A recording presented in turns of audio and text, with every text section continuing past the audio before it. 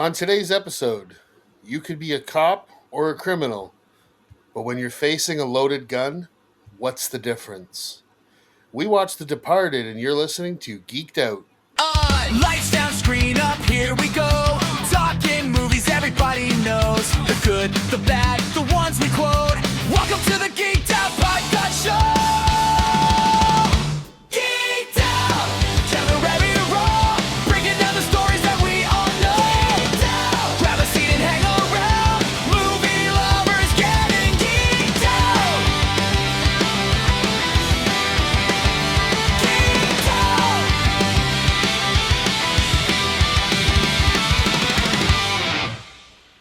Hey, everybody, welcome to another episode of Geeked Out. My name is Kyle. Juan here. What's going on, everybody?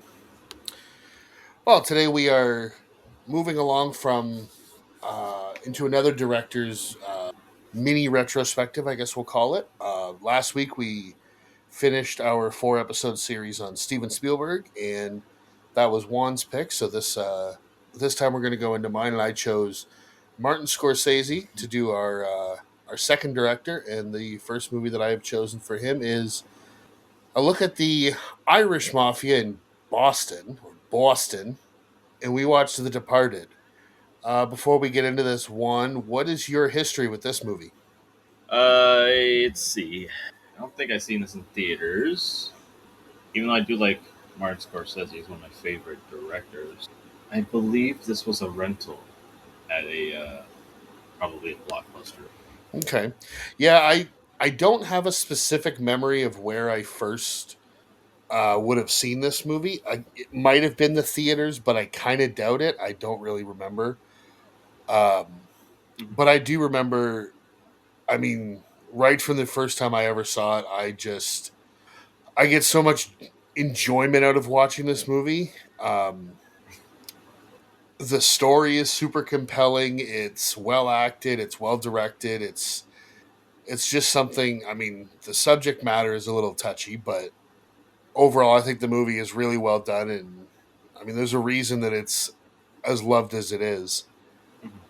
And Yeah, I, it's kind of somewhat based on the real life crime boss Whitey Bulger, which later they did another movie about him called Black Mass with Johnny Depp. I have not seen that one.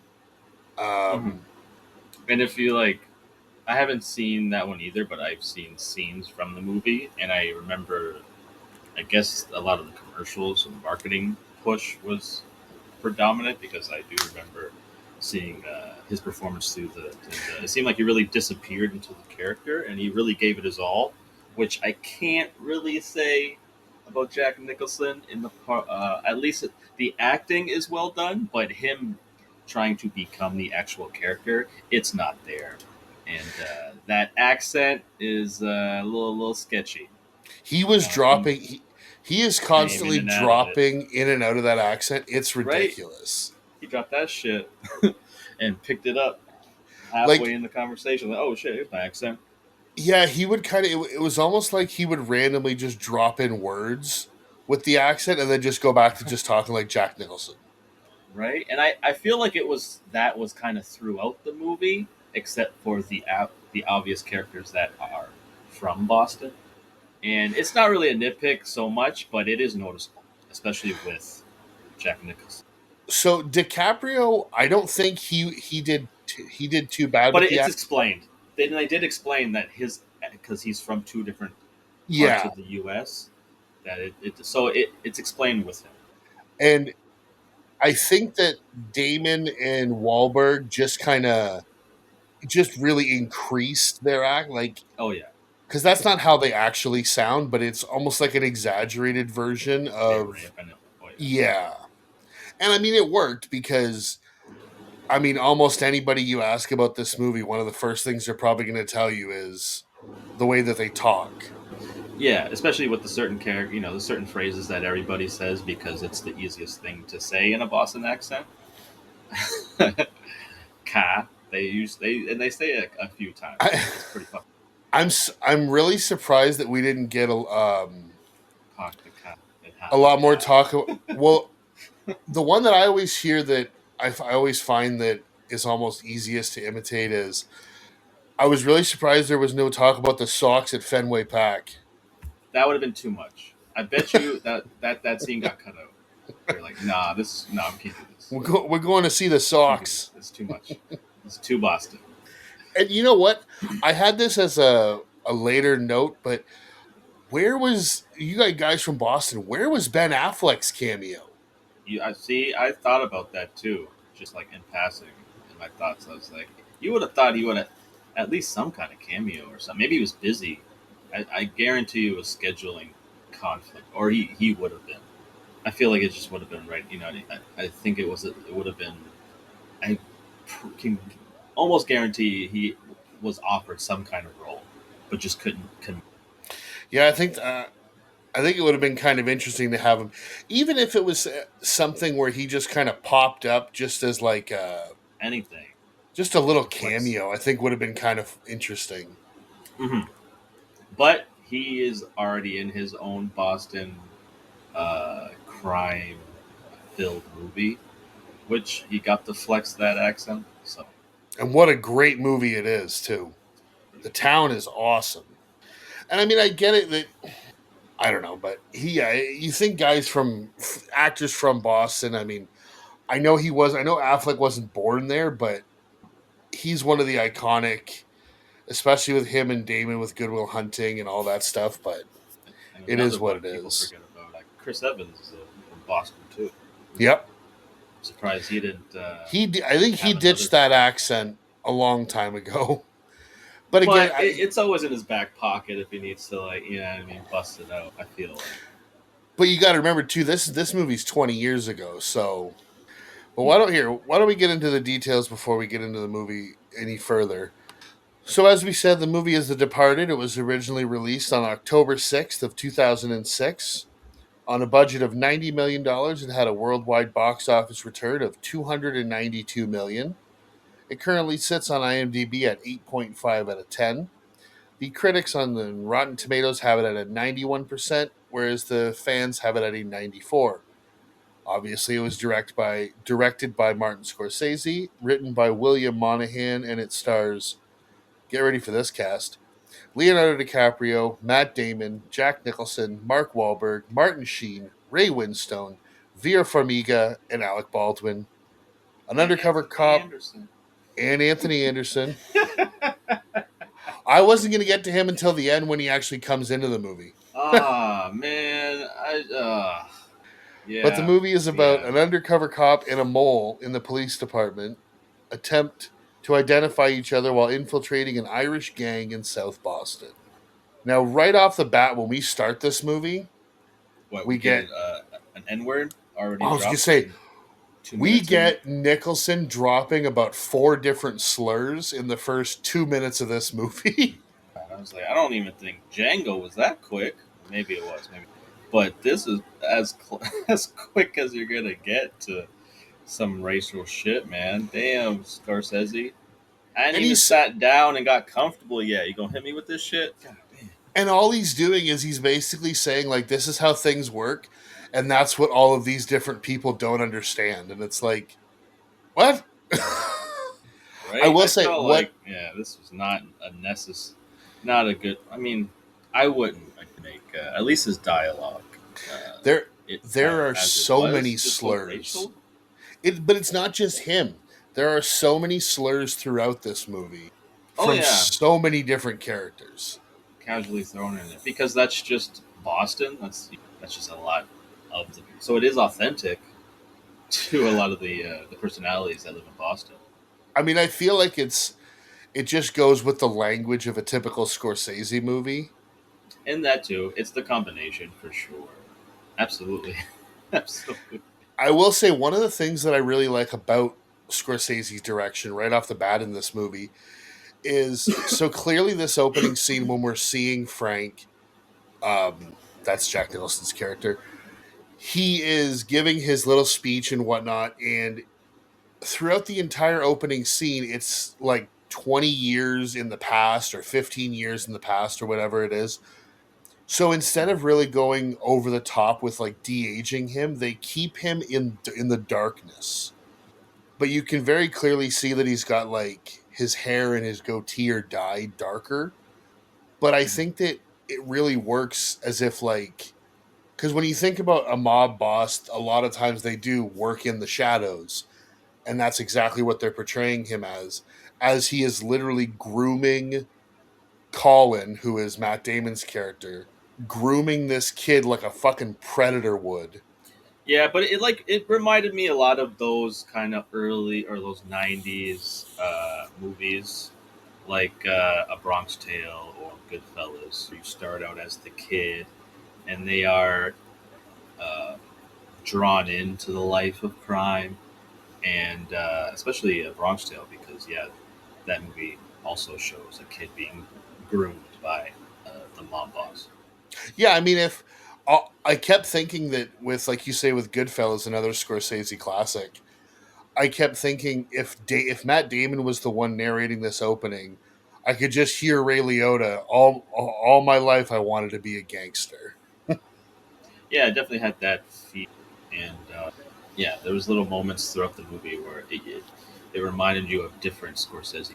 Yeah, and I mean, basically, right off the bat, we see both Damon and Leo in different classes of the police academy, trying to become Massachusetts state troopers. And obviously, Damon is very close with Frank, so he's going to be working as a mole inside the police department for Frank. Um, and then we see Leo's character. We know pretty much nothing about him. So we're thinking, okay, he just wants to be a cop until we see him show up and he just gets blasted by Mark Wahlberg in that scene when he's trying to. I don't know if he's trying to apply. Like, I don't know if he's trying to apply for that position or if he was I think he assigned there. already, I don't know what that is. Leo DiCaprio's character. Yeah, I think he already passed all, like he was already doing the school and shit. So I think he passed everything. Like he did everything right. Like he graduated and everything. But they just, I think because of his background, he couldn't have. They even mentioned it. Continue being a cop because of his background or something along those lines. yeah. And this right away, this whole thing with from the moment he appears on screen, I think Mark Wahlberg. I think he's Oh my absolutely god, fantastic in this movie. I think he's kind of a little over the top, to be But honest. I mean, that's what I love. that was his. I mean, he was probably told to do that, but I just think in this movie, it's a little out. It doesn't match the same tone as the rest of the characters. I just think he's a little bit too much and But throws see, me off a little bit. But I think that's you why know, it matches. Because Martin Sheen and Alec Baldwin in their positions of authority are they are the top. They're both I believe they're both captains of different divisions. And Mark Wahlberg is just under Martin Sheen.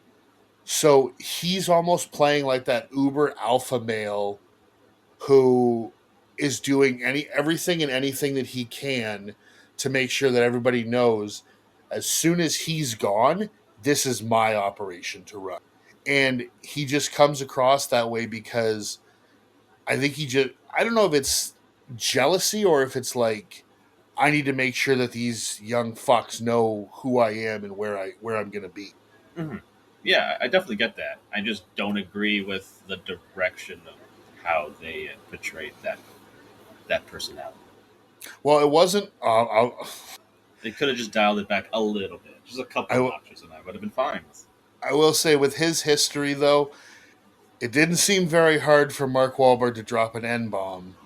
Oh no, that shit came out so damn natural, as if he said it He's like, not too long ago can before it we was do a few recorded. more? Can we do a few more takes? I think I can nail it better. But yeah, right away we get into this. We they basically tell Leo like, no, there's no way you're gonna do this. But what you can do is you can go. We'll put you undercover. You can do some prison time, You could be a rat. You and want to be a you rat? basically be a rat. And we hard cut to him in prison, and the world was introduced to the Dropkick Murphys in this moment in 2006. What? When we hear when it shows him working out in prison and we hear the needle drop of of shipping up to Boston. Oh, that man! And they played it a couple times, and for some reason, they like maxed out the volume, so you just got hit with it. I'm like, damn! I had to turn my TV down I both know. times. It was like a commercial. I remember that even when I first saw this movie, I was like, it just I'm like, the damn, that scene shit was loud as transitions shit. It's like, and that fucking first note just punches you right in the face. I'm like, oh fuck, turn this shit down. Yeah, yeah. No, it gets you in it for sure. That's a good. I like that song. It gets you into it, sure. And I mean, if I was it's a Irish, I great would be song. more uptight.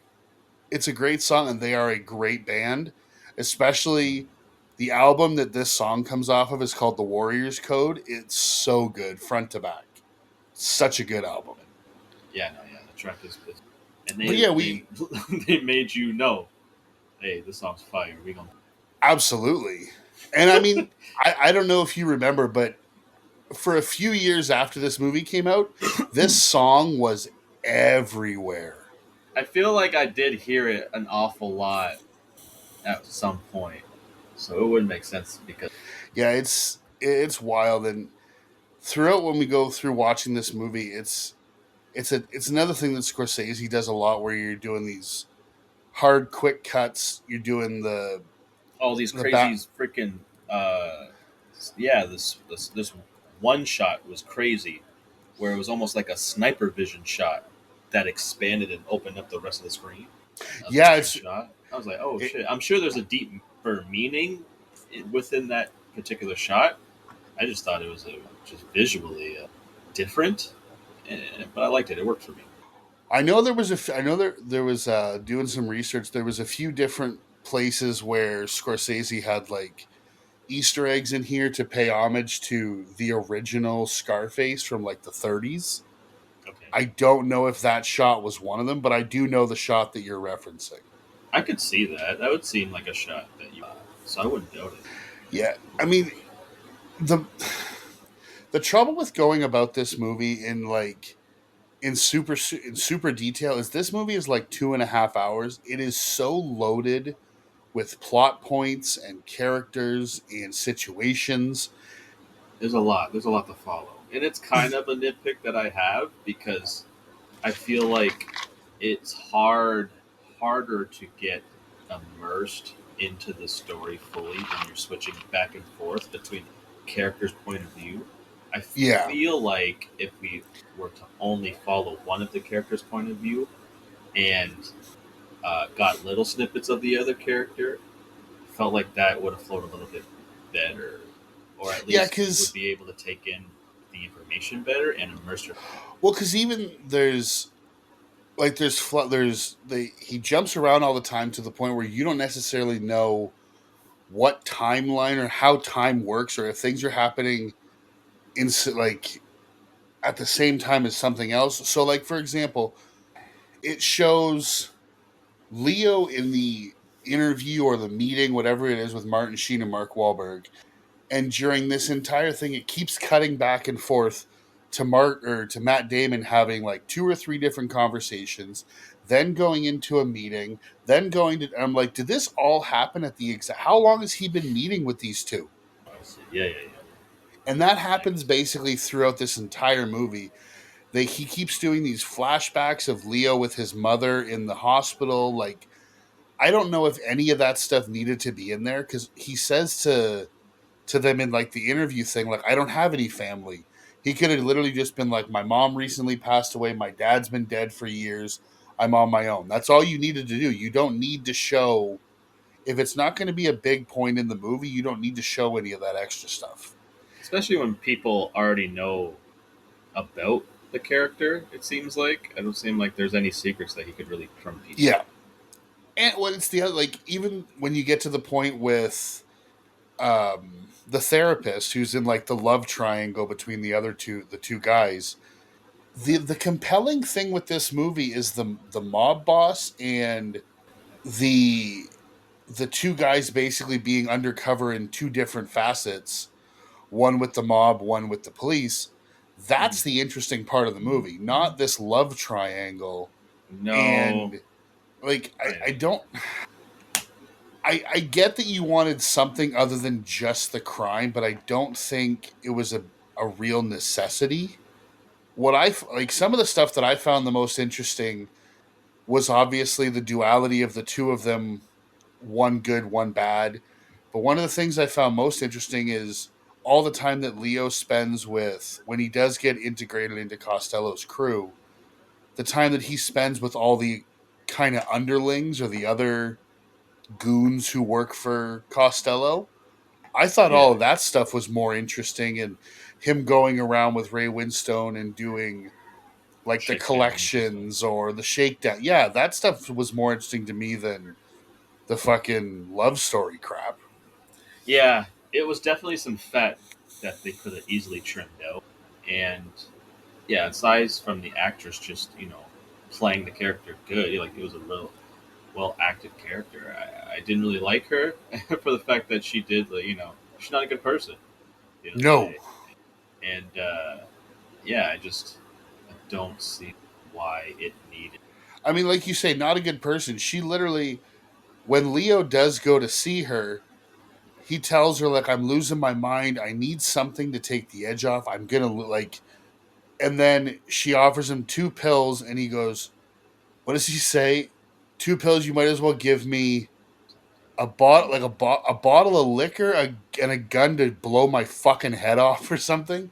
And he leaves, and her course of action is, instead of reporting it, to chase him down with a prescription for pills, and then confronts him and says, you fit drug seeking behavior, but here's some drugs. I'm like, you should lose your license. Yeah, I mean, if this movie really wanted to include this, then maybe give us her perspective to see where she's at and why she's would even entertain this type of person in her life to where she's sleeping with him, Yeah, I especially when just she's in a committed relationship. And she seemed like a level-headed person, but at, for about 2 minutes. clearly not. And I understand it's Leo DiCaprio, a very handsome man. She That was a see pretty shitty thing that she did, and yeah, it just for the benefit of the movie, I don't think it served. No, I don't think so either. And I if they wanted to show, I don't know if they did that scene to show that he is like paranoid or stressed out or whatever, but he does plenty of that when he meets up with like Martin Sheen and Mark Wahlberg. Like he really gets across the paranoia very convincingly, because even at one point after it's been however long, he says like I've it's been a year of this, and he's like I'm losing my mind, like I can't do this anymore, and you can really tell that it's really affecting him on a Yeah, deep level. and I wish we would have seen that because I don't think we got enough. I feel like he's telling us that he's messed up, but we're not seeing it enough. There are moments in the movie where we can understand, but at that point, he's already at the breaking point. Yeah, So let's show us how we got there a little bit more instead of giving us the romantic plot that was completely unnecessary. yeah. And I mean, even in the beginning when he first gets um, recruited into Costello's gang, he does it by literally just beating up two random gangsters from Providence, Rhode Island, two Italian guys, breaks his hand in the process, and when Jack Nicholson comes to like ingratiate him or whatever you want to call it into his group, he basically tells him like, you tuned those guys up and now they're going to come back here and kill you unless I do something to stop them. But for me to do something to stop them, you got to basically come and work for me. And his initial initiation to prove that he's not a cop, I mean, for somebody who's broken a bone, this was rough to watch when they fucking smash that cast off his hand and then he starts hitting him with a boot. Like, oh my god. Yeah, no, it was effective. Absolutely. Yeah, incredible acting by both parties. All three parties in the room are really good. Yeah, it's one of those scenes where, yeah, it's great direction. And anytime someone's in pain in a Scorsese movie, you feel it, Yes. especially when they're torturing. Any type of torture, he really knows how to convey and make you feel as if it's happening to you. Yeah, and like I said, I mean, I've broken my wrist in the past, so like I was a kid, but I couldn't even imagine somebody doing that to a freshly broken bone. Like even now, just talking about it, I'm getting like chills. But what? So Yeah, yeah, yeah, yeah. you know it was really funny. I'm sure you noticed this too.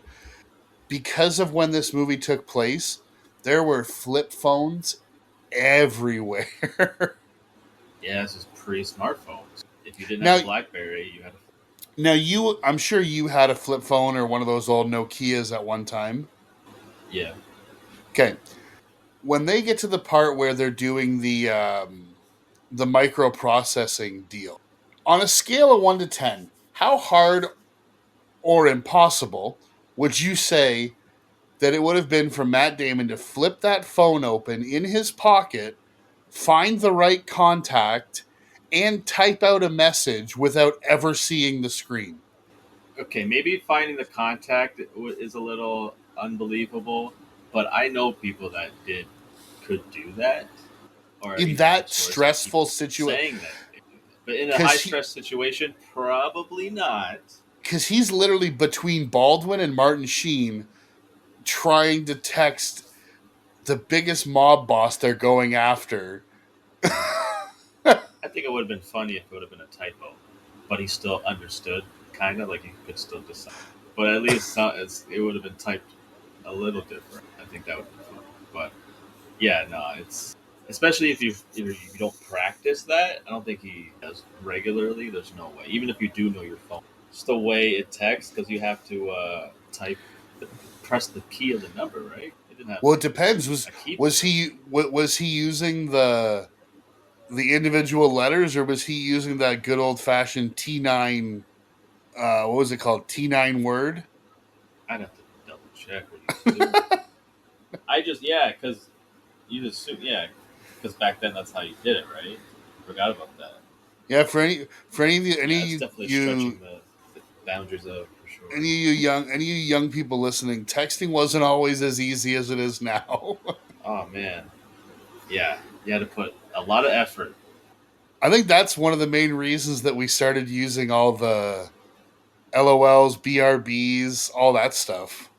Hell yeah, I'm not typing and all that. I gotta press five. No, exactly. I wouldn't doubt it. Eh, yeah, it's I don't know. It's And the mob, the deal, yeah, the top of the Chinese mob. yeah, All more right. racial stuff from Jack Nicholson Oh my, and in and this the country. director, I'm gonna yeah, he said it a couple times, which is cool. I mean, it definitely plays to the character, and it was good acting on his part. But on the other end, I think that whole Chinese mob were like they were just told to just Look be bad tough. guys. Yeah, right. They Yeah, just came across as not well directed they were as to bad. being a They were bad believable. extras. Yeah, they're pretty bad. Yeah, and they were just I just feel like it's probabprobably the combination of bad acting and not the best direction in that particular with those actors anyway. Because it just came But across as almost TV actor like, and it yeah, they weren't. takes you out of the, especially when you're going back and forth with Jack Nicholson, because Well, he's because all a they high had caliber was actor. so they have Nicholson and his crew on one side, and these other guys are literally so there's like maybe say 8 of them. All they're doing is standing there holding weapons, and Well, then the the guy main guy is just pacing back and forth. just pissed for whatever I'm like, reason. what is going on? I'm like, all right, this is not how an actual mob would act in a realistic world. So what are I we doing here? I will say though, if you look at the poor acting on that side of the deal, you go to the police command center. And I love the performance of Mark Wahlberg and Alec Baldwin and all this, and even the guy who I have no idea who he even is, but the guy who's talking about like we set up the cameras and he's like, Oh "Oh, yeah. we have a blind spot." Well, how do you have a blind spot? Well, we only had 2 hours to set this up. Like, what do you fucking want from me? And I love when Alec Baldwin just loses it and just starts beating the shit out of this guy. Yeah, he was a the way he delivered it was great. I'm surprised he didn't. I haven't seen that or anything.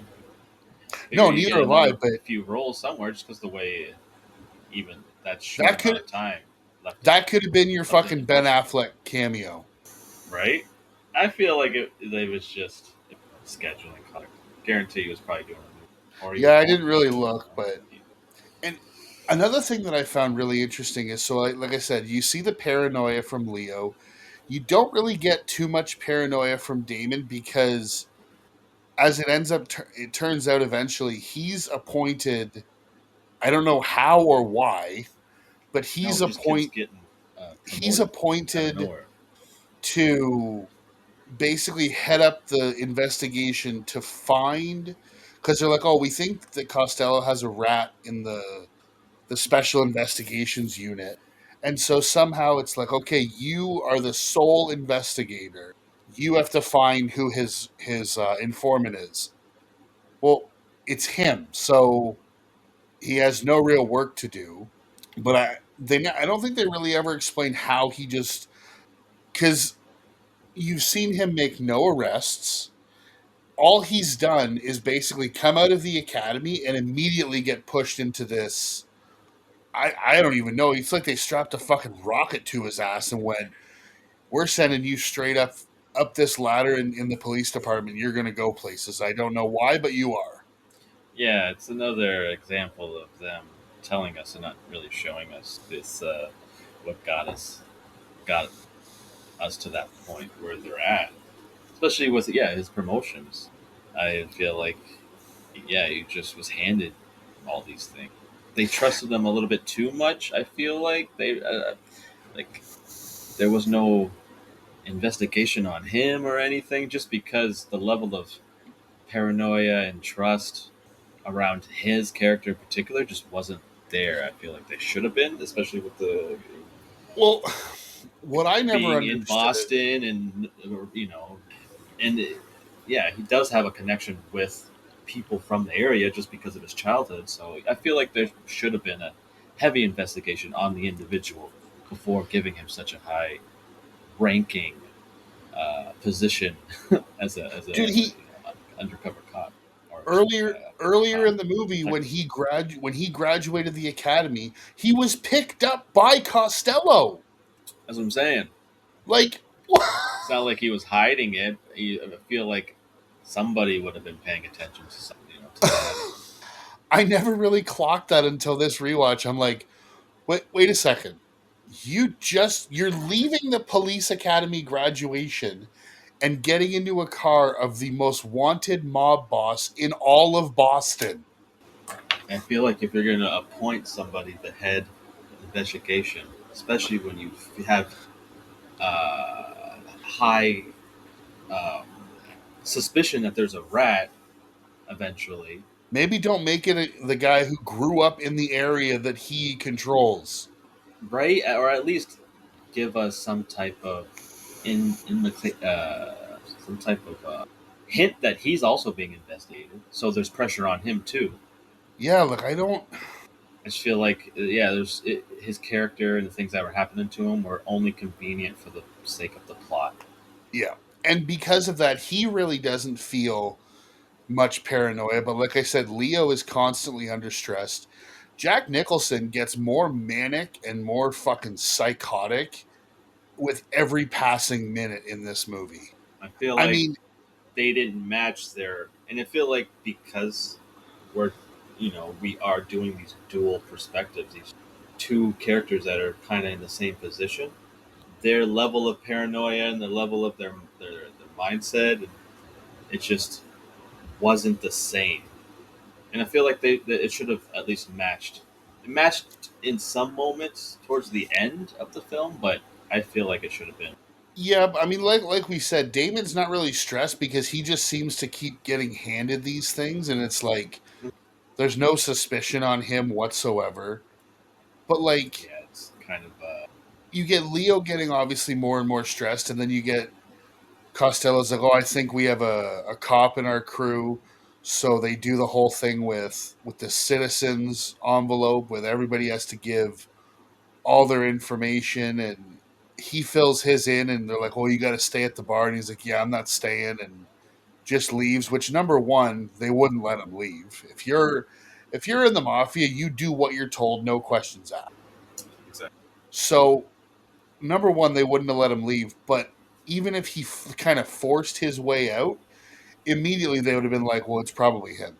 I feel like both characters was Ni- Nicholson, though, he goes completely off the rails. Like when you get to the scene where he's at the opera with his wife and another girl, and then we oh man, transition to the fucking cocaine scene. Like, I feel like yeah, the director was kind of on some kind of imagery there, especially at the opera house because red light, and then you had this woman on his right, this darker skinned woman on his left, kind of symbolizing like the devil and the angel on his shoulder, but because of the red, he's like the devil. So there's yeah. some kind of symbolism there that represents that.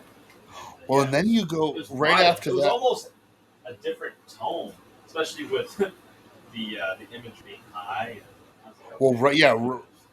right after that, when we see the whole cocaine thing, and then you get a look at Jack Nicholson's face. I don't know what the makeup department did, but he looks like somebody who has been on hard, like taking hard drugs for like 36 hours straight.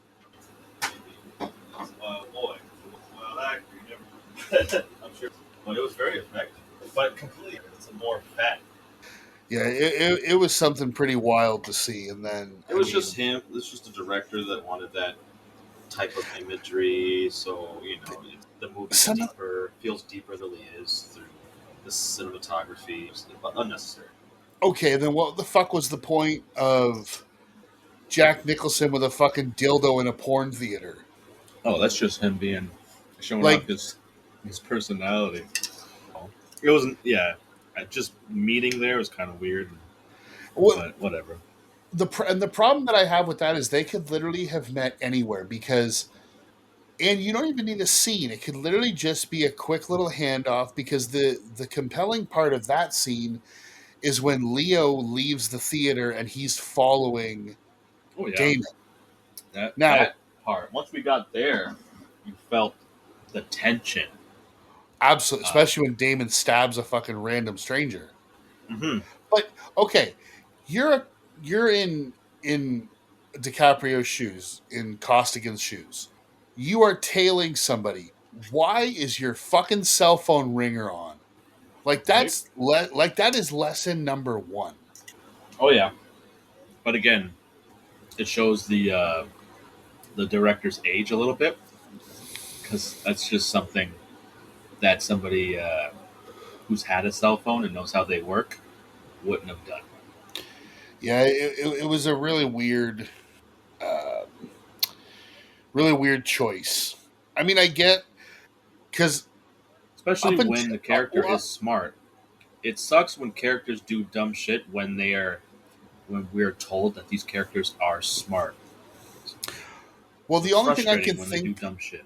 the only thing I can think of is because so up until the point his phone rings, Matt Damon doesn't know he's being followed. So I think that's You the think only so? reason. I I think he don't had think he suspicions. does. Because I think he's just walking, and then as soon as the phone rings, they both kind of take cover, and it's like, Didn't he? okay, the tension has just been amped up. I felt like he did know because there was a move where he like didn't he like do a quick juke to the right and kind of When the ducked phone underneath a rang, box. when the I think phone there was rang, he something did. before that because it's like before they when they were on the street. I think they're walking and then Matt Damon does like a quick juke to like the right, and then Leo follows, but he almost gets hit by a car. I feel like at that moment he might have known. Oh, maybe I might have missed that. Yeah, but yeah, it's just, But and still, I mean, and then we get the meeting with Leo and Queenan on top of the building where he says like I can't do this anymore. He's going crazy. He's gonna find out. He's gonna kill me. Like, hmm and in the meantime, because Damon has this power of doing the investigation, he's got guys tailing Queenan, who's Martin Sheen's character, because he says, I think that I have reason to believe that he's the rat. So these guys chase him, and of course, Matt Damon being who he is, as soon as the cops get to the building, he gets the address, calls Jack Nicholson, and he sends his boys, hmm and they, I mean, they throw like there's obviously a scuffle, but they fucking just throw Martin Sheen right off the roof, that's crazy. and I Leo know he be, died, but I forget how. I didn't realize he got thrown over a goddamn roof. That's harsh. Leo comes within about 6 inches of being crushed by him. That would nuts. But it reminded me of like a famous scene in Ozark where a guy also Oh, falls. But I was like, damn, they probably took that Jason Ozark. Probably got that this one. Jason Bateman, just a real quick about face. I'm going to go back to my car. Just one of those. What the fuck? Out of nowhere deaths. Now, I have a question for you. So Uh-huh. the guy who called Leo gave him the address and he gave him the wrong one. He ends up getting shot by the cops, and just before he dies in like the safe house, the hideout, whatever you want to call it, he calls DiCaprio over and he says to him, "I gave you the wrong address, but you still showed up at the right one. Now tell me why I didn't tell anybody." And he like grabs him and he's like, "Tell me why I didn't say anything." And then he dies. Well, Almost right after, a news report shows that his body was found in a marsh, and they say that he was an undercover cop. Now, hmm Nicholson says that the cops are saying he's a cop so that he'll stop looking for the cop and his crew. Do you think that's what it was, or was he actually an undercover? Because they never really do give a definitive answer of that. I think he was actually undercover. I think yeah. I don't think Because otherwise, it makes no sense why he wouldn't rat Leo out for just randomly being able to show up at the right address. yeah. I feel like he if he had not died, he would have told. Yeah. And we talked about Jack Nicholson's accent. This is one of the biggest ones, is when he starts talking about you dump the body. The way he does the sentences, he goes, "You dump the body." And then all of a sudden his voice goes, "In the mash." Yeah, I'm like, yeah, you yeah, are. yeah. Now, don't get me wrong. I think Jack Nicholson is a fantastic actor. I love his performance in this movie, but just pick a direction. Like, He's like, nah, I'm gonna just do my own, and he does. And no one, I feel like no one really calls him out for it doing that in this movie. it's a completely different thing, but it almost reminded me of if you ever watched Friends when Ross was a professor and he's trying to phase out the fake British accent No, I don't. and he's just like randomly saying words with an accent and then talking normally. That's what it reminded me of watching this movie. Yeah, I wouldn't doubt it. That's Everybody exactly else what he does. He just picks that shit up when everybody he else wants. was I thought everybody else was pretty good. For the But yeah, most part. his dropped like crazy. Oh, jeez. Like, just don't do it. Just don't even do it. You don't even have to. It's okay. We understand your character's from Boston, but you didn't have to do it. Well, and then in God the damn. as well in the meantime, Damon finds out or no, sorry, not Damon, DiCaprio before Queenan died, DiCaprio found out by some guy he's doing a shakedown to that Nicholson is an FBI informant and he's giving people up to the FBI. That's why he's never been arrested and no charges can ever seem to stick whenever he does get popped. because that's what the character did in real life, right? Yeah, but and then it's something that comes back at the end of the movie when Damon ends up finding out about it, and we get this. The climax of the movie is the warehouse drug bust, drug scene, whatever. When all the cops show up, and Damon finally confronts Nicholson, and he says, "Like, did you ever give me up? Do they know anything about me? Like, Mm-hmm. because he's been so focused on protecting Nicholson, and now all of a sudden in this moment where he realizes that Jack Nicholson's only been out for himself, he immediately thinks like, I need to be out for myself. So, am I safe? Do I have anything to worry about? And as soon as he basically tells him no, he shoots him. He pulls the gun, I know, but I feel like he would have done it even if Nicholson didn't pull that gun on him. Because it's almost a situation of like, where it's almost like he's saying, I'm done with you. I don't need you anymore, type thing. Yeah, I could get that, but it felt you could tell he didn't want it, and then already shot him. I I mean, think you can, he was really pissed after he tried to shoot him again. yeah, So I think you can really notice it when he answers Frank's phone and it's his wife, and he's like, no, we lost Frank. And then he basically hangs up and he's like, I got him. Everybody come shake my hand. yeah, it shows you a little bit just over it. The character is, but still like very sketchy. Like he's definitely now he's the prototype, the bad guy that does some very questionable things that eventually catch up to. It's, I mean, if he's done questionable things now, it just gets amped up in the last like 15, 20 minutes of this movie. Oh yeah, he's in it now. Like once he killed that, killed Jack Nicholson's character, I felt like he was already. That was he's already off the edge there. Yeah. And he uses Queenan's phone, contacts Leo, gets him to come in. Leo then realizes that Damon is the rat. He runs. Damon realizes Leo discovered him. Yeah, because of that civilians, The citizens envelope. citizens, which they made a point to have us know that that's what that said on that envelope. Well, it could have said So anything. we It was knew just the fact that you had seen the envelope so many times. close-ups, and there was a Yeah. shot where I didn't even believe uh, Leo saw that paper. Just the way, just because of how far he was. I'm like, is he a fucking telescopic vision? Yeah, All it's right, just we'll go barely with it. sticking out for under a stack of papers, and he's like, It's just conveniently, and just the hey, way, and what's even as that? he's right, and even when he's being followed and he sees the paper, it's just conveniently sticking out of the pocket enough to where you could recognize it. Yeah. I'm like, all right, I understand what they're doing. This is gonna obviously be part. It's gonna show up again later in the movie, just by Yeah. how Well, obvious, and blatant that it ends is. up being the whole catalyst because so then he leaves, sends the disc of all the recorded stuff Frank had, and I love when he calls him and he flat out calls him that he's like yeah, his lawyer, or basically he recorded everything, and his lawyer was told to give it to me, and he's like, I think he says something like, you see that he trusted me more than anybody, you rat fuck. And Hmm. like the anger in Leo's voice when he says that line, and he goes, you want to put an end to this, meet me where Queenan was killed, and we'll put an end to all of this.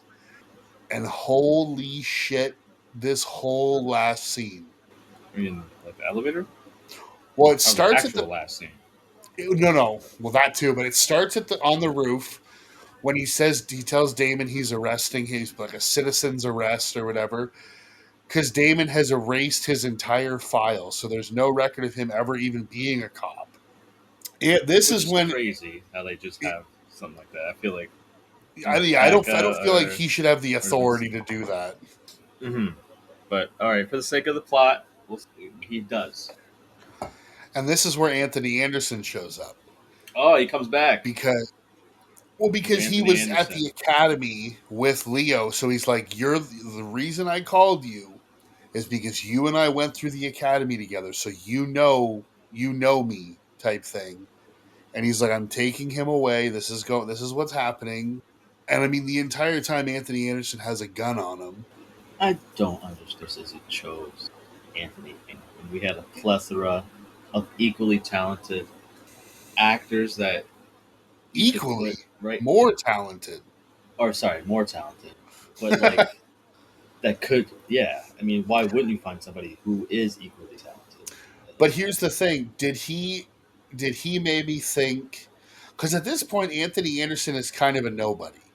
He's just a funny guy that's in Yeah, he horror movies at that time, like this is before he did Blackish or any of that stuff. any So type of serious he's role. This is probably his he's just first. kind of been a that guy.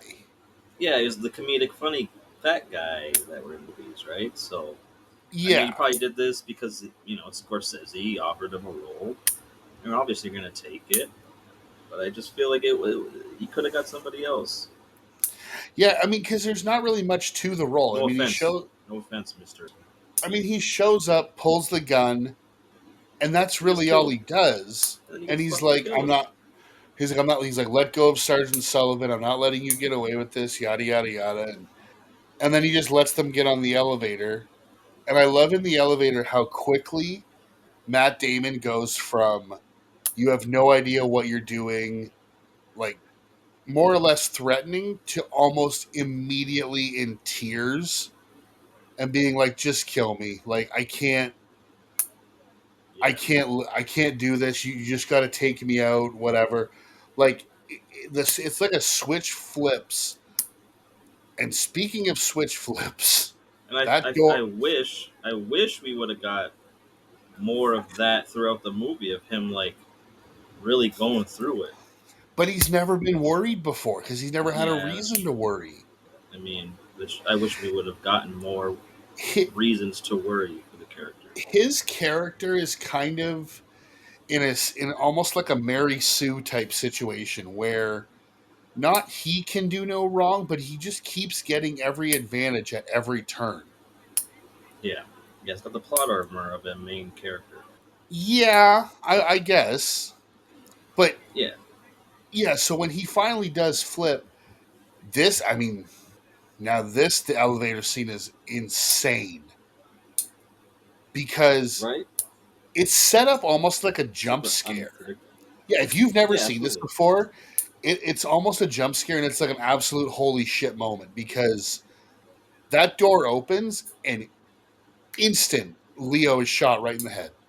And you have no idea who it is. All you see is Matt Damon and he looks out and it turns out that it's the guy who did it is Matt Damon's buddy who he went through the academy with, Hmm. who's very nonchalantly says to Matt Damon, "Did you think that you were the only one that Costello had on the inside?" Like, so clearly he was. There was another rat that they didn't know about. Yeah, and I don't know if he was featured like in the background of the movie. He was But in I a feel few like different scenes that would have been cool if they would have had like a plot going on in the background, or if you paid where attention, you could we figure out that. noticed. I've Yeah, never really looked in to see if you can. I do know that I don't he's think in so. several scenes, but it's more of those things kind of like he's just kind of busting Matt Damon's balls for like, oh, you seem to climb the ladder quickly and yada yada yada and Or just yeah, make it super subtle. It's something you wouldn't notice in your first watch, but something you pick up on your second, third. I think that would have been. But something I did notice that I know that Scorsese put in specifically that every character that passes in this movie that dies, I'm glad you there knew is about that. there is a letter X marked Yep, somewhere near them. What? yep. Oh, I thought I said nope. I'm like, wait, no, is it a Z? No, it's an Nope, X. it's an X. It's the main three that I know of are as Martin Sheen is falling, he falls past a window that has an X in it. Yeah, I saw. Um, I was trying to pay attention to behind those. I couldn't find. Could only find the obvious ones. behind Leo, there's an X in the elevator on like one of those carpet or rug things. Yeah, And when we get to the last death, which we'll get to in a minute, there's X's on the carpet floor in the hallway. yeah. I didn't notice all those. I looked those up. I like when they do that in movies because it's Yeah, just like a attention to detail, a nice little Easter to make that's a you want to rewatch moments. yeah. Scorsese does that a lot. Another one that I did read was when Vera Farmiga is listening initially to the CD that DiCaprio sends. Yeah. Um, we get a quick 3-shot cut of Damon like opening the shower curtain, the shower turning on. That is a direct reference to Alfred Hitchcock's Psycho Oh, jeez, really? when she gets into the shower. It's another one of those things of just a director paying homage to a hero of theirs type thing. All right, you didn't need that, Scorsese. We get it. You know, you're a damn Hitchcock fanboy. Especially, it's not the same kind of type of movie. So I feel like, Yeah. but whatever. He's a film nerd, so he's gonna put shit like. Oh, 100%. But yeah, so I mean, at this point we've got DiCaprio dead. Anthony Anderson comes down the stairs, sees him on the ground. Ah, What the fuck? bitch. He gets shot too. He fucking And puts his gun then, down and gets shot. Like you don't. You just walk in a situation. You put your gun down. You fucking amateur, man. well, it's And because I, I the other and two I guys are under cops. and I guess. And he needed to die because that's what black guys get in Scorsese That's what movie, that's what apparently everybody gets in this movie. right? And even if he used a good actor, his fate was sealed anyways. He's going to die. Like they just like in Goodfellas when they had fucking Samuel Jackson's in that movie. Samuel Jackson's in Goodfellas and he dies Yes, he is. in like 10 seconds. He didn't move the fucking van. He deserved it. But again, yeah, I mean that's the fate of African American characters in Scorsese movie, unfortunately. But I don't know, man. I just feel like Anthony Anderson for some reason wasn't the right fit, No, even though I he don't was in think it so for either. a total of a minute. He could have got another, just a better caliber of actor that just would have blended better in. But that's just a nitpick. I feel like that's just Martin. I mean, yeah, I think they could have done a better job, but off the top of my head, I can't think of who they would have chosen. Anybody, you literally But could have gotten any established dramatic actor and conveyed a better performance. It, besides getting a guy that's known for his at the time. It just I don't know. Man. If you would have I, thrown any kind of comedic actor in that role, if you would have put I Chris Rock in also, it, I would have the same. I would have the I same also thoughts. just, I also kind of wonder if they just used Anthony Anderson, like I said, just because he was kind of a borderline unknown. Yeah, they just gave him a shot, and his role isn't so like it's not like he did a bad job. He did exactly what he was told to do. Yeah, It's just the fact that that actor specifically, yeah. I don't know, just threw it off for me. Well, yeah. So the guy immediately shoots him, and Oh, the guy, yeah, basically, that guy, and Matt basically, Damon he, shoots him. I think he just hands Damon the gun or something. He's like, "Oh yeah, Yeah, I'll because he wipe was the gonna finger. wipe. Yeah, I'll wipe the fingerprints off." Oh, shoot! He stands up, shoots him in the head, wipes him off, leaves. I'm like, "What?" So, and I know that it's because he doesn't want he's already anybody off to the deep know. end. He's Yeah, he already off doesn't the want deep end, so it's anyone to know what he did he's so paranoid and he's not because that's taking what the guy says any to him. any any risk. That's what the guy says. He's like, "I was the other rat, more or less. So now we have to protect each other." And Damon's like, No, "Fuck that." by each other, you mean myself? All right, bet. Now I'm Which gonna let again, you. yeah, it further lets us know like this character is pretty much irredeemable at the Oh yeah, and yet he tries when they do like he explains what happened and he's like, I want it known that I'm recommending William Costigan for the Medal of Merit. Why? You had him like you were responsible for everything he went through in his death. Go fuck yourself. Yeah, yeah. He's trying to save face, but I think And he's they not doing it ethnically. He's just doing it to save his own soul. that's exactly what it is. But they do William Costigan. So Leo's character does get the cop's funeral, the whole 21 gun salute, which was unfortunately his character dies, but it's kind of nice that he did end up getting that after all that he went through. And then our last scene is Yeah, Damon comes home with a bag of groceries, and who is waiting for him? with fucking like, what do you have? Paper on his feet, like fucking newspapers or something. No, they were like hospital booties, and then he had gloves on his hands, I and mean, wait till he closes the door. He was barely in the fucking in his apartment. He's basically halfway in. yeah, if a He neighbor shoots walked him. by, they would have seen it. Anybody, right? And they would have at least heard the body drop, the little bit of sound of the suppressor. So they would have heard something. But I get all right for Yeah, whatever he got sake of plot. We're gonna Wahlberg gets his revenge, puts basically walks out, and the last shot of the movie is, did you see the rat on the balcony yeah. railing? Whoa, do you get symbolism? I think we all do. I'm surprised they didn't like slowly pan into the rat so it fucking took up a full screen I, right at the end. I, If I, but he wanted to be subtle, air quotes, subtle over the no, he didn't. symbolism.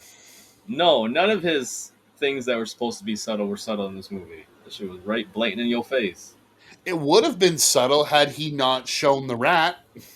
That would have been crazy if like, yeah, we that's the one rat we noticed, but there are rats in the movie. Like shit like that Yeah, would that make would have this been movie interesting. immensely more rewatchable. Even though this is a very highly rewatchable movie, it's shit like that you put in your movie that makes you want to Yeah, over and over. yeah, and again, that was the last note that I had was about the X's that you had already brought up. Oh yeah. So I think that's going to bring us to the end of the Departed. Did they even So, say it? Did they even say The Departed? oh yeah, they said it a few times, specifically at funerals when they were like to the souls of all those faithfully departed. Maybe because they had the accent and they were saying it. I was looking for it. Yeah, they said the That that is movie. that is something really enjoyable when they say the name of the movie in the movie. Right? We're dealing with a geostorm. There's a backdraft or something like that. No, Like, oh yeah. no, one of my I always get favorites hyped. A chain reaction. is when they have the president's speech with the asteroid. The Bible calls this day Armageddon. Oh, shit. Yeah. Or even the Independence Day speech too. Oh, that's done for a whole different reason. That's done to fucking fire you up. That legit is one of the best speeches in movies. It is. I love that speech, and I love a lot of different like sports movie like head coach halftime type speeches. Those are just I could listen to those all the time. Mm-hmm. So we will move now into our categories. Our first one we're going to go to is our trading faces for the recasting. I didn't really put recasting. I just thought would the movie be more interesting if we flipped the actors and put Damon in Leo's role and vice versa? I feel like you'd have the same kind of complaint just because of their performances. Well, Um, I mean, I think it's also something where very rarely do we see either of these actors portrayed as any kind of villain. And let's be yeah, completely honest. sometimes, but Matt yeah, Damon is the villain of this movie. he's a villain, but he's not a complete evil character. That's safe for No. Jack Nicholson's character, but he is not. Yeah, he's definitely a bad guy, like the main antagonist. Did you have any ideas for alternate casting? No, except for like Jack Nicholson. I feel like any other actor in the same caliber would have pulled this off. Like if you would have gave this to like an Anthony Hopkins, My he would have problem with at least would have nailed the accent my problem with as Jack well as the Nicholson's performance. portrayal in this movie is if he just played it as kind of like just Jack Nicholson, I think he would have been fine. The problem that I had with it is as the movie continues to go on, he just gets more and more manic and like unhinged. And I understand that he's getting frustrated because they can't find the rat or whatever, but it just he starts doing things that just again like the cocaine scene. It just comes out of absolutely nowhere. Yeah, and I think they put it in there because it's Jack Nicholson, and that's just kind of he does give good performances when he's kind of off the rails. So that's Like part of the reason I why I kept those scenes in particular. That's what I'm I assuming. kept wondering if Scorsese wanted him to almost like reprise his role of the Joker. Kind of seemed more Jokerish than an actual dangerous mob boss character. He did kind of, especially as he's losing his grip, trying to find out the rat. He's becoming a super villain. It's like comic book. Yeah. Okay, so what about our I'm sorry, words are hard today. Our scene obsession. What was your favorite moment in the movie or scene? I have the mine was the elevator scene, like that I whole think ending with the four guys. for me is when they left the freaking dirty movie theater. That's probably my He's number trying to two. figure out. Yeah, he's trying to figure out who the guy is, and because I'm locked in, just the way it's shot. Yeah, you're on the edge of your seat. It's very tense. You're And this locked into isn't that moment. I don't think this is something we've really talked about before, but the costumes that the two of those guys are wearing in that scene, but like the clothing, like where they've got the ball caps, they've got like the kind of sweater, the jacket, the hoodies. I Okay, don't know why, but they just seem to fit so well as if they would just disappear into a crowd and you wouldn't even realize that it was Matt Damon or Leonardo DiCaprio. hmm. And that's not Okay, something I think every actor can really pull off. yeah, I can see Okay, that. what about your worst scene or what we call our scene regression? Oh, the one with the Chinese mob, just because half of that scene worked. The cop half? Yeah, I, anyone that wasn't Asian in that scene. Not to say the Asian actors aren't good, just the ones in that particular scene they were not directed well. yeah, I mean I have a few like one of them for me is the meeting specifically in the porn theater, not the aftermath, just the actual meeting there. And honestly, Okay. any any um romantic scene with Vera Farmiga and Leonardo DiCaprio, I have no issue with her being like the romantic interest of Matt Damon, but just let her be Leo's therapist. If you really want her in the movie, just let her be his therapist. I don't need I mean, you this can whole dance. additional thing of Yeah, him seeking her out for comfort or for friendship or for any of that. Just let him go there to see a therapist and if you want to have uh, an attraction in a flirtatious relationship, sure, but don't cross the line, yeah. especially when you feel like that would be almost uncharacteristic with this character that you introduce us to. Also, I never even realized this until this rewatch. He gives her an envelope and he says, "Don't open this unless something happens to me, or if I don't contact, or if I call you and tell you to open it." That's never resolved in this movie, and You I've sure? never noticed that until this watch. Hmm. I thought that was very interesting. Yeah, I'd have to look back to confirm. You feel like that's something, a loose thread that wouldn't have been Well, because originally I thought touched that upon. that was the recording, but he actually mails that to Matt Damon's apartment, so I have no idea what was in that envelope. Interesting. Yeah. Now, for our next category is our quotable moment. What did you write down as your favorite quote? So I kind of wrote two of them down, No, I don't think I and actually. so one of them was Jack Nicholson says it in the beginning in narration, and he says, "I don't want to be what is it? I don't want to be a product of my environment. I want my environment to be a product of me." That's pretty good. In other words, like he wants to make an impact, albeit he wants to make an impact in unfortunately a negative and a criminal way. But I did like the quote. The other one I liked was um, number one, the exchanges with Alec Baldwin and Mark Wahlberg with the "I fucked your mother" or whatnot. Like that was hilarious to me. But Yeah, it it's seems like a very an everyday conversation in Boston for yeah. sure. I mean, that's not my quote, but it's one of my favorite scenes when he's like, "I'm tired from fucking your wife." "Oh, how's your mom?" "She's good. She's tired from fucking my father." I just feel like that's what they be saying out there. No, but my favorite quotes, and my best friend says this all anytime you'll ask him a question.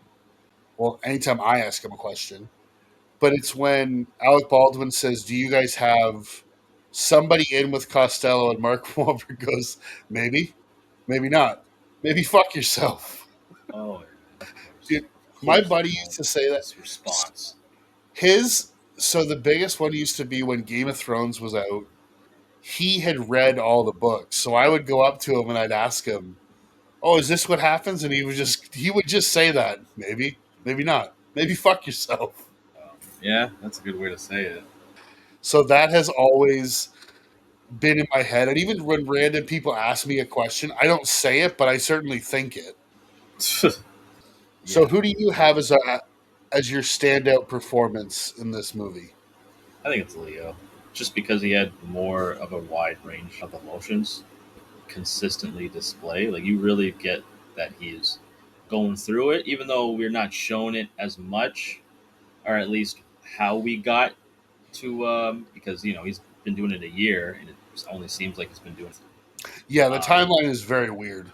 yeah, uh, he did he did knock it out of the park with his performance. I think it was a step above everybody else, and I just wish we gotten more of a deep dive into those emotions. But again, we would have if we would have followed one character mostly for the movie instead of two, cutting back to two. Like Hmm. you sacrifice a lot of emotional build up. Okay. Well, Clearly, so I mean, yes, I agree. I think Leo was fantastic. I wrote Mark Wahlberg ah, because are you serious? absolutely because if Man, he's well, just playing himself. he's the only actor in this movie who was nominated for an Oscar. But if you think about it, look back at his filmography, and he pretty much always plays The same the fucking. same guy. Whereas in this He's a movie, cop. I He's playing the felt same guy. He's the same guy no, in but the I other guys. no, I well the other guys is a comedy, but In a way, it's just more amped version, but still, I it's in the ballpark. I felt in this movie he was able to do more than he has in other films. The only acting performance of Mark Wahlberg's career that I think is better than this one is the movie Shooter. I just think he had the most fun out of anyone. I think he had a blast on this set. So that definitely it shows in his performance. And I mean, of all the awards for this movie, it was nominated for 5 Academy Awards, and he's the only one who didn't win because it won Best Picture, Best Director, Best Writing, and Best Editing. Hell no, they're not gonna give him that. For that, you're just gonna Now give you a nomination. We ain't gonna give I you this did gold wonder, statue. I did wonder why Leo didn't get a nomination for this. Man, it's because he always gets every fucking time he's in a movie, he gets nominated. No, it's because he was nominated that year for Blood Diamond, so they didn't give it to him Weird. twice. But yeah, You would no, think. I mean, Oh, okay. I thought all three of them, like Damon, DiCaprio, Wahlberg, all three of them, their acting was off the charts. Yeah, even everyone. I think everyone in the main cast. I think Martin Sheen's character. I mean, always he always shows up. He always brings his. But yeah, Baldwin definitely killed it. It's just those two. They're so good that you don't even you don't it's not standout because they're so good. Every time you see them, it's almost as if they get overlooked just because of. Yeah, I mean, I thought that Alec Baldwin was a ball of fun in this I think he movie. nailed his accent. I'm pretty sure. I think he did a pretty good job. I, He, I, I he's not from Boston. no, I think I like Alec Baldwin as an actor. I always have. I don't know why that some people look down on him, but I I mean, I'm mean, not talking about what happened recently, but I mean, that's just usually why. throughout his career, I think people were looking for a reason to hate on him just because. because he's a And he's a Baldwin. kid. He's a Baldwin. He's got he has controversies with like paparazzi and him speaking his mind. And when you have strong opinions and you don't you have boundaries, But you know what? people will hate on you for no reason.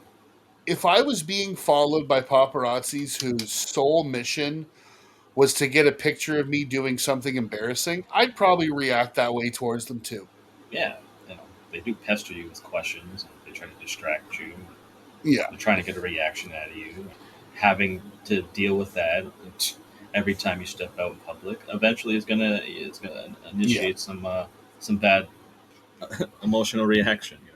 Okay, so lastly, who do you think had the best chemistry in this movie? Uh, I'd say Jack Nicholson and that in his right hand man because he's a solid actor that like Oh, yeah. he does good playing that type of character that like second hand in a mob type movie. I think it's the first time I've seen him in this type of role, but I've seen him in similar roles after the fact. Crystal Skull. I think I've seen him in another like mob movie. I just can't picture it. Yeah, Ray Winstone. He did a really good job, I felt as well. I actually put um I think it was the chemistry with, again, you're gonna laugh at me, but the chemistry with DiCaprio and Wahlberg, DiCaprio and Damon, Baldwin and Wahlberg, like all of those relationships felt like something you would really experience in a very stressed out police precinct where they're going after this high value target.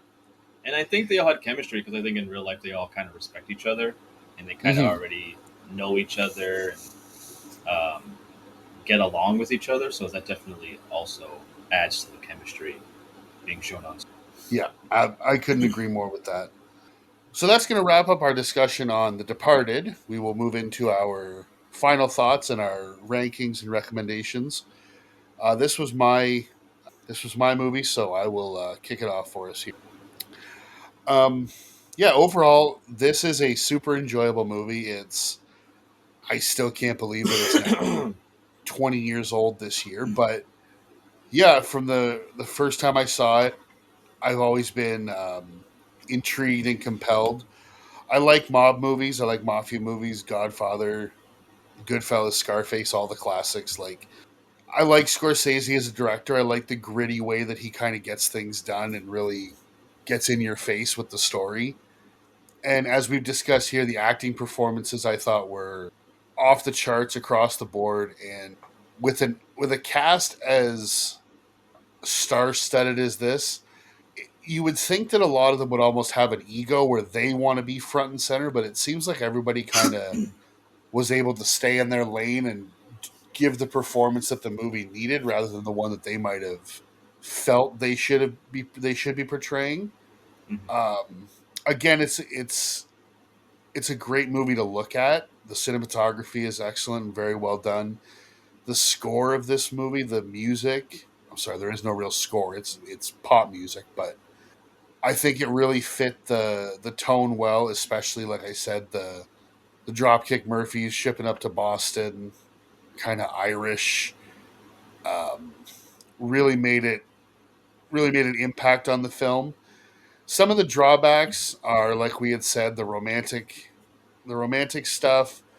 There was Now I am somebody who swears a lot, and even for me, there was a lot of swearing in this movie, almost to the point where it becomes gratuitous and almost cartoonish, and that includes all the different racial slurs that multiple characters are uttering. But with that being said, it knocks the movie down just slightly for me. Overall, I would still give this a recommend across the board to pretty much everybody. It is. I hate to call it a fun movie when it's this type of thing, but it is. It's a fun movie. It's compelling. It's got suspense. It's got drama, and it's got twists and turns, especially when you get to the end. I'm gonna, as I said, I'm gonna recommend this across the board, and I'm gonna give this an 8.5 out of 10. Copycat. Anyways, Well, then change your ranking, coward. And no, I can't copy because I went first. well, I'm gonna copy you. Anyways, yeah, The What Departed he is said. yeah 8.5. Ditto. No, yeah, it's The Departed. It's an excellent crime thriller. Incredible cast, and it's some fantastic filmmaking. The direction is strong. Cinematography is excellent. Dialogue is pretty sharp. Performances all around are pretty fantastic. Give or take some accents, but let that slide. Um, yeah, and Scorsese, the way he creates paranoia and suspense, I think, is masterclass. Because whenever they are displayed on screen, you definitely feel those things pretty strongly. I personally, I don't think the dual protagonist structure worked as well for me. Um, I just wanted to, I just want to become more deeply invested in one character's journey, constantly jumping between the two. But that's just personal. Um, Standout, one of the, the standout performances is Leo DiCaprio, Matt Damon, Mark Wahlberg, Jack Nicholson. Jack Nicholson's character is incredibly entertaining, and his character's definitely turned up to 11 towards the end of the movie. But still, there's a reason why this movie won Best Picture. I think it's deserving. I think the movie still holds up. It is rewatchable. I think it's a everything that you get out of a good crime thriller. You get a little bit extra with some of the twists and turns, and just the whole concept of the dual protagonists. I think is a fresh take on this kind of genre movie. Um, if you have not seen this, I would obviously highly recommend it, just based on the filmmaking, the cast. Um, if you do like crime movies, definitely give this a watch. Um, I also give this movie an 8.5 out of Copycat. 10. Yeah, no, I think that's a good score for this. All right, well, that brings us to the end of our episode on The Departed. Um, we are going to continue our Martin Scorsese mini series next week. And Juan, why don't you tell us what we're going to be watching? See if my prediction is correct. It's going to be because I gotta go with the one of the greatest crime mob mob movies, Italian mob, right next to good Godfather. Just the opening. Are you hold on? Are you far away from your mic? Oh, sorry. No, I just walked away. Um, yeah, the like one of the opening, like I don't know if it's the opening was all my life I wanted to be a gangster. Just that opening line alone is so iconic and so recognizable, and yeah, there's a reason why because it's attached to one of the crime movies. Goodfellas. Well, my prediction was not correct. Oh, really? What do you think I'm gonna do? Hugo? Nope. What? But I think that Raging Bull? yeah, I do like you, Raging Bull. you, Mr. Boxing. I thought for sure you were going to go Raging Bull.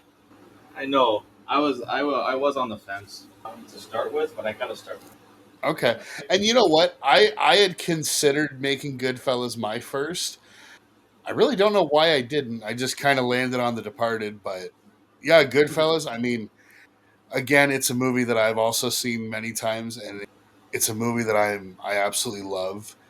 And there might be a few really bad Joe Pesci impressions next week. It makes sense. I probably will do the same. There'll be a lot of Joe Pesci impressions. Funny how? funny like a clown, like I amuse you. But again, that's going to bring us to the end of this episode, and make sure you join us next week when we continue this Martin Scorsese miniseries with the classic mob film Goodfellas. And as always, we want to thank all of our listeners and subscribers, and we'd like to ask you to rate and review the pod, and tell your family and friends about us, and help to continue the pod grow. Help continue to make the pod grow. And as always, give us a follow on our socials, which will be in the show notes. And until next time, thanks for listening, and thanks for subscribing. Take it easy, everybody. Peace. Lights down, screen up, here we go. Talking movies everybody knows. The good, the bad, the ones we quote.